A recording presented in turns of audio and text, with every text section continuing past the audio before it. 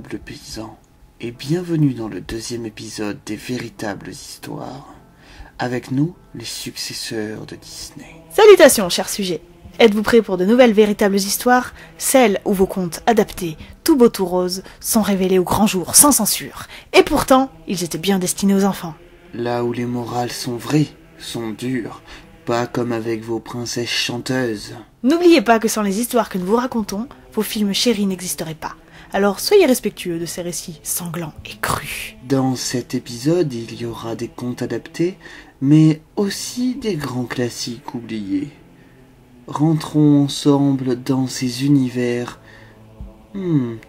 À toi l'honneur, princesse.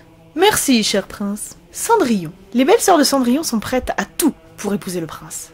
Vous voulez réellement savoir ce qu'elles ont fait? Vous l'auriez voulu. La première belle-sœur se coupa le gros orteil pour que son pied puisse entrer dans la pantoufle, qui d'ailleurs, dans une autre version, est en fourrure d'écureuil. Et oui, la deuxième sœur, elle, se scia le talon. C'est bon, hein. Mais elle se fit cramer quand même. Leur punition sera de se faire crever les yeux par les amis de Cendrillon, les oiseaux. Et oui. Rumpelstiltskin.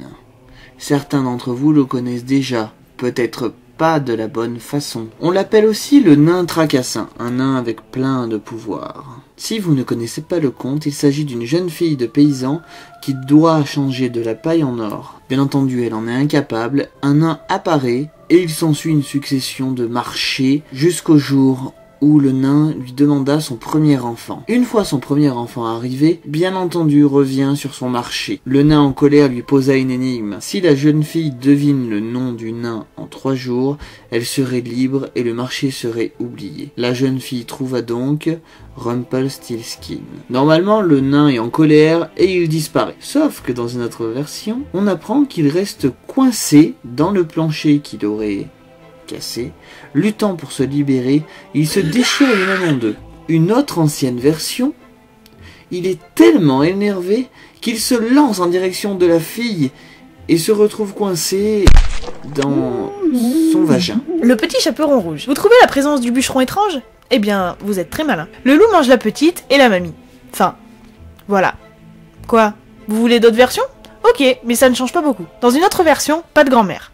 Le chaperon rouge demande son chemin au loup et il la bouffe. Plus de gore? Ok, vous allez voir. Le loup tua la grand-mère, se déguisa et invite le petit chaperon rouge à casser une croûte dans le lit.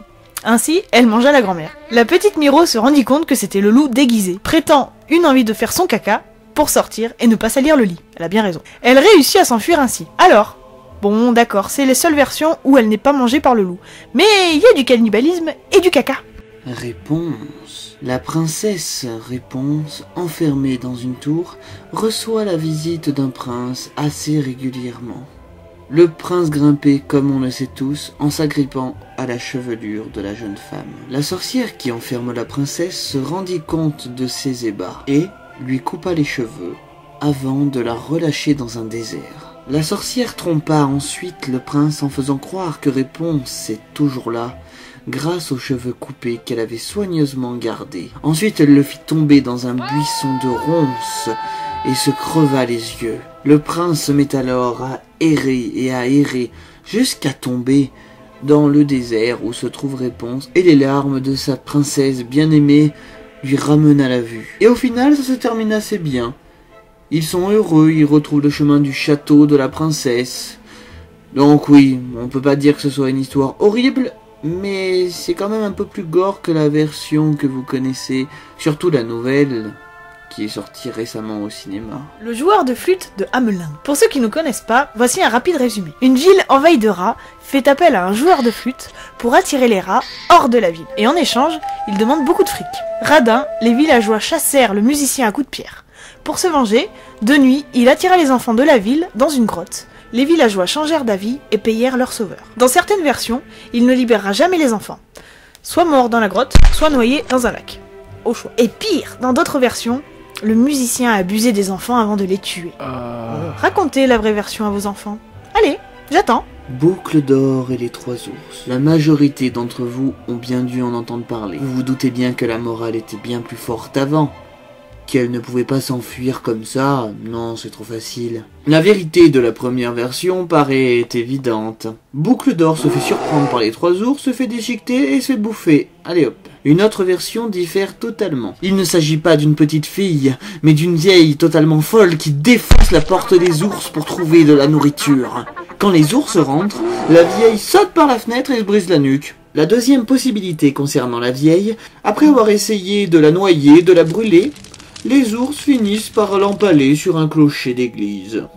Dans le prochain épisode, nous parlerons de contes encore moins connus, ou du moins de façon dont on vous les avait pas bien racontés. Passez une excellente nuit dans vos écuries.